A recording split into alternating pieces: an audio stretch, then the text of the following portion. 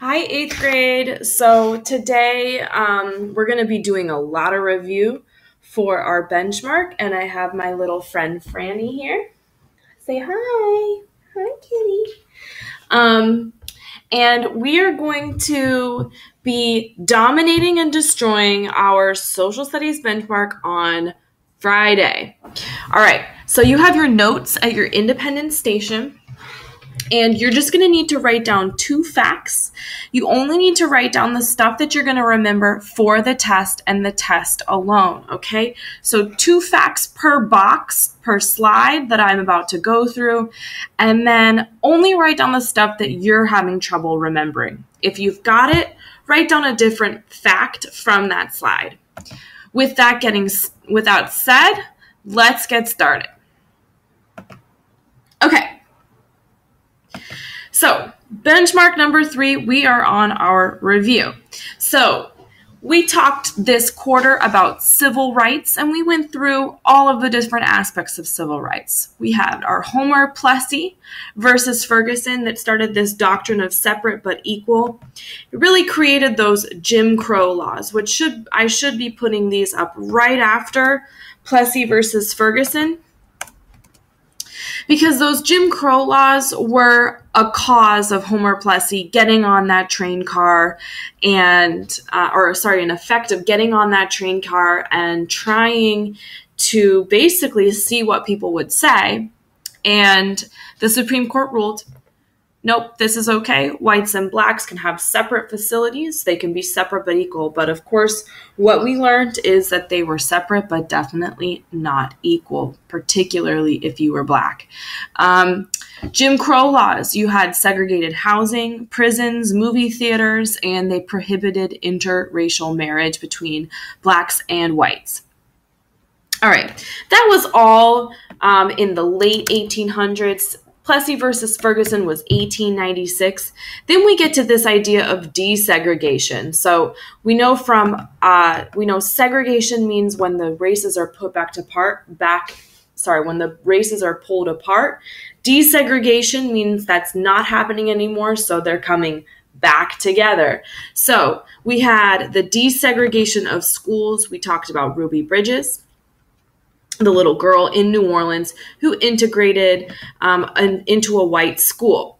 Of course, this created the creation of private schools. Whites pulled their children out of public schools, fled to Metairie, and chose not to have their children educated alongside black students anymore. And finally, we get to the civil rights movement. Brown versus Ford, by the way, was, I think, 1954. Is that right, Franny?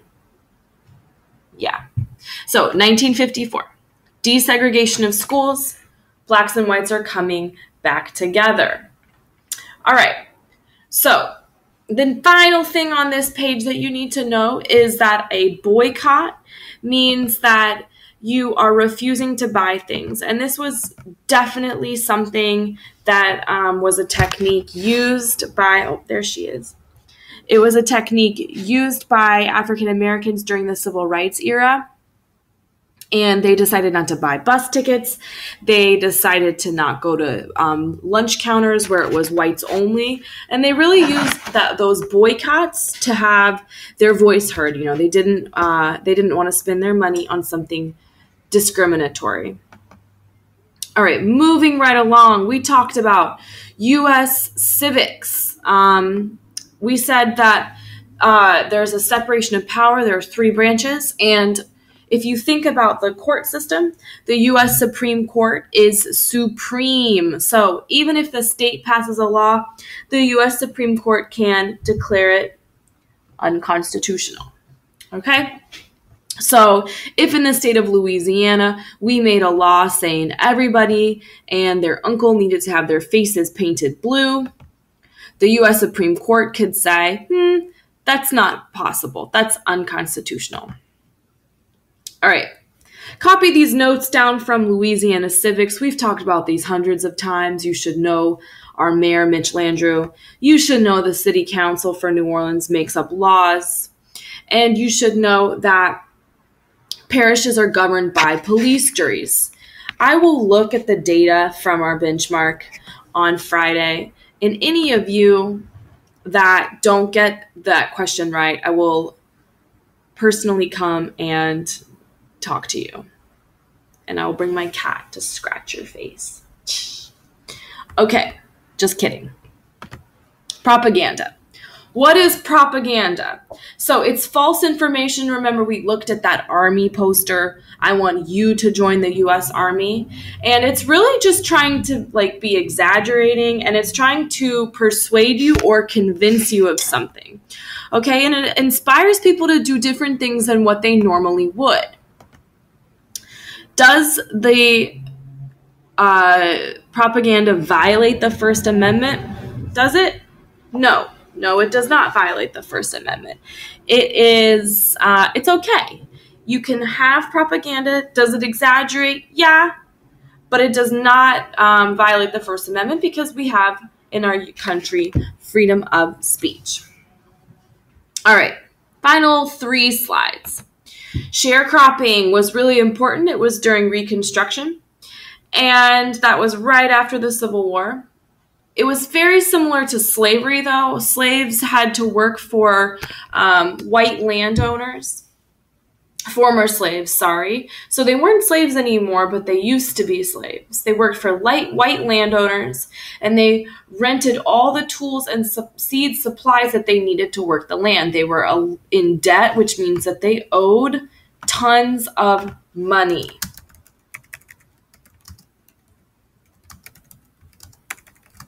I can't spell today. So they were poor, and because they were in this cycle of poverty, they could never break out of it. And it was very horrible. It kept blacks in a very subordinate, which means a very low position compared to whites, for 60 or 70 years after the Civil War.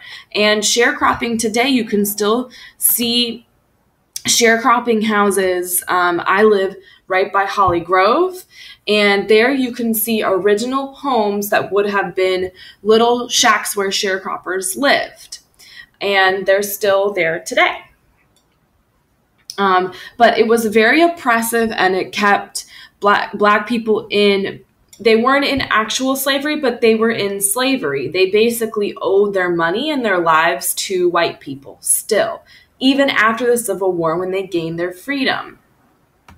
All right, the final 2 things I want you guys to remember, please still be copying down your notes, is the idea of supply and demand. Always, always, always remember, when you have more of something, price goes down. When your supply is more, price goes down.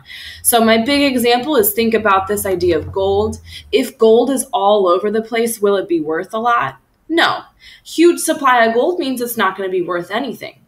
But if the supply goes down, meaning if I don't have a lot of gold, is it going to be worth more? Yeah, that's why diamonds and gold and jewels are worth so much, is because there's not a lot of it. So supply goes down, price goes up, and vice versa.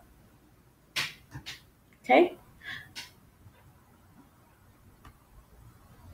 All right, demand. If demand goes up, price goes up. All right? I'll say that one more time. If demand goes up, price goes up. All right? I want you to think about when people really want something, that's my idea of demand, then you can charge more money. Think about Kanye West selling those Yeezys. If more and more people want those Yeezys, you'll bet he could charge a lot more because more people want them. They'll pay for more.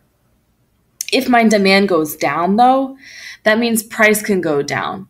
So if fewer people want stuff, if fewer people want things, then the price has to come down or you won't be able to sell a lot. Think about Christmas candy that's on sale. Fewer people want Christmas candy in February. They're sick of Christmas. So what happens? Candy goes on sale, the price goes down. So when demand goes down, price goes down. All right? All right, I hope that you guys enjoyed this video. Please record your notes and have a great day. You guys are going to rock on the benchmark. Love you guys.